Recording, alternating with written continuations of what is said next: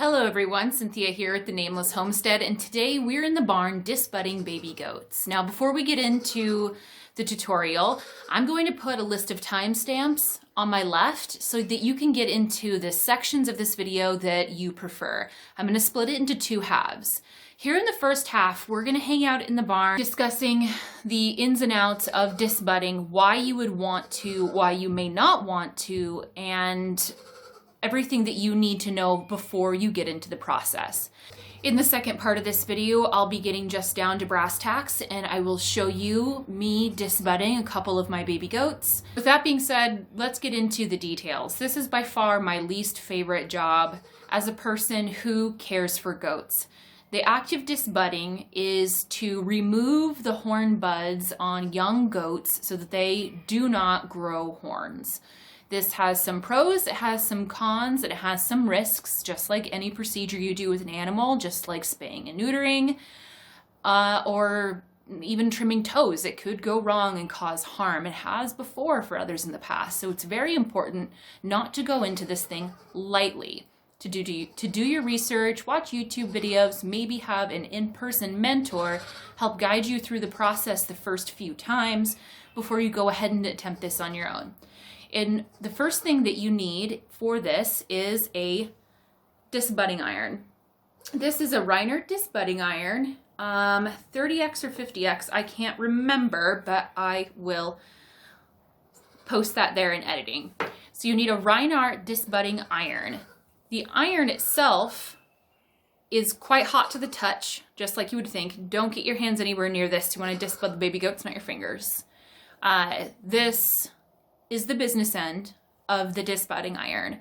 And what you do is you apply the iron to the buds, just like if they were one of my knuckles, to the baby goat's head for about 8 to 10 seconds each bud, and it burns off the glands that grow their horns.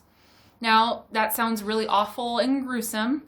It's not as bad as it sounds. Of course, they make quite a fuss getting into the disbudding box, but it is very, very hot and very, very fast.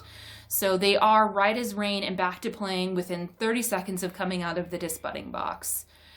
They don't hate you forever. It's not cruel. It's not something that's unnecessary. In order to show your goats in ADGA, American Dairy Goat Association shows, they have to be disbudded. So if you're looking into breeding purebred goats or showing them, it's not an option to leave their horns on them. Not to mention, there's also quite a few safety advantages. Even the most loving, affectionate, sweet baby goat can accidentally turn their head and sideswipe you right in the eye with a horn. I actually had my Puck accidentally almost do this to me about a year ago. He just tripped and he banged me in the face and gave me a black eye with the top of his head right where his horns would be. Now, because he doesn't have horns, I wasn't severely injured, but it made me think if he did have horns, my sweet as a kitten buck would have probably killed me by no fault of his own and no fault of mine either, but just by an unfortunate accident. Now, in addition to keeping people safe from both aggressive and accidental injuries when it comes to working with animals, it also keeps the animal safe in a lot of ways because the horns have a tendency to really get them caught up in things. I can't tell you how many times I've had to rescue neighbors' goats because they've stuck their head through the fence, tried to back up, and got it caught on their horns, and then end up crocodile rolling all over the ground, nearly breaking their own necks. I've never had a negative experience for myself because we've always had disbudded goats, mostly because I've seen so many cautionary tales with people getting hurt, animals getting hurt, and all sorts of awful things. Now, in addition to being weapons of mass destruction, horns can serve one alternate purpose, which is a kind of a cooling system. And a lot of people who are really against disbudding use that as a reason why we shouldn't disbud goats, but in reality, it offers very, very little support in that area. And unless you're in severe desert temperatures, it's not going to matter to the goat one way or the other. The best thing that you can do to keep your animals cool in the summer is to provide them adequate shade, fresh, cool drinking water, and plenty of forage and resting room. So I think that covers all of the reasons why we disbud and the moral implications of disbudding. I hope that answers your questions. I know not everyone's going to agree with me on this process, and I'm completely okay with that. If you have any comments or questions or concerns, please sound off below. If I didn't answer anything in depth enough for you, I will happily do so in the comments or on my Facebook page or Instagram accounts, which all can be found at the Nameless Homestead. With all of that, let's go ahead and get some babies in here. I'm going to tilt the camera down so you can actually see the disbudding box that I put the animals in order to keep them safe and restrained, and we're going to go through the process. Okay, we have our first baby in the box. I will put a link to some blueprints for a disbudding box in the description below. They're very easy to make, and it goes a long way to keeping both you and the animal safe. You want to do the horns when they're about the size of a Hershey's Kiss. You don't want to do it so early that there's not enough development in order to get all of the horn growing cells, but you also don't want to wait until they're so big that they don't fit in the disbudding iron, or you aren't able to get everything because the growth has been so much, and you end up with what's called skers, which are basically deformed little horns that a lot of especially bucks end up with because they're not disbudded early enough. A very, very easily avoided mistake.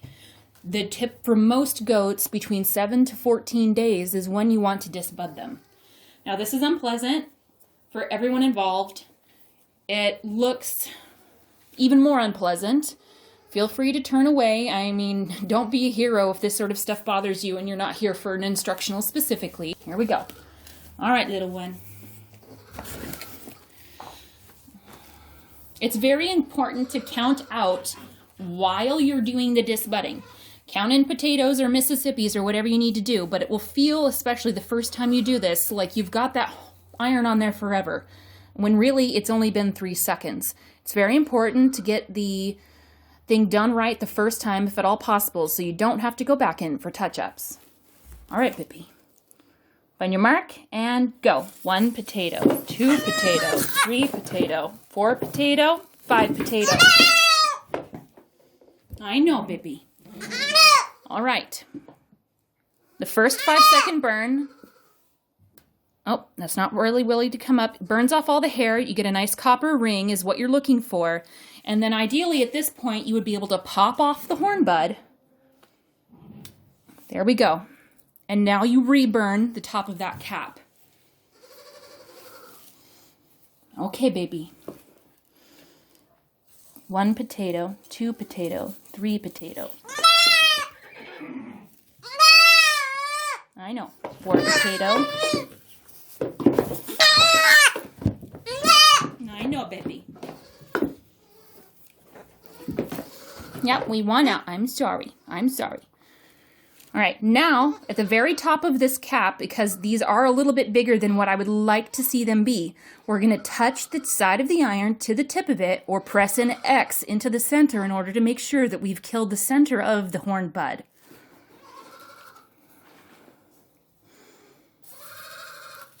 At this point, baby's not crying or anything. The sound is still fully here, but the nerve endings, of course, have been completely burnt away, so she's not feeling anything. All right. Other side, sweetheart, and you'll be done. 1 potato, 2 potatoes.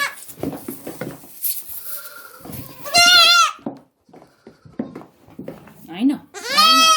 Very unpleasant. I'm sorry, honey. I know, I hate it too. I know.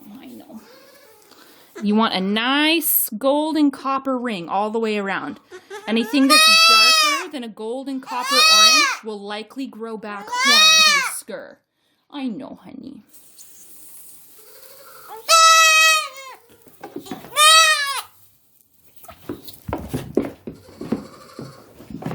I know, honey. Okay.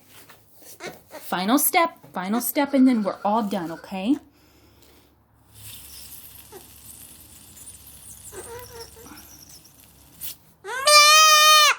Had to lift away really quick because she tried to lift her head up. Yep, you can have a funny hairdo. Gotta have quick reflexes. I know. All right, that's quite good. Hi. Dirty to nose.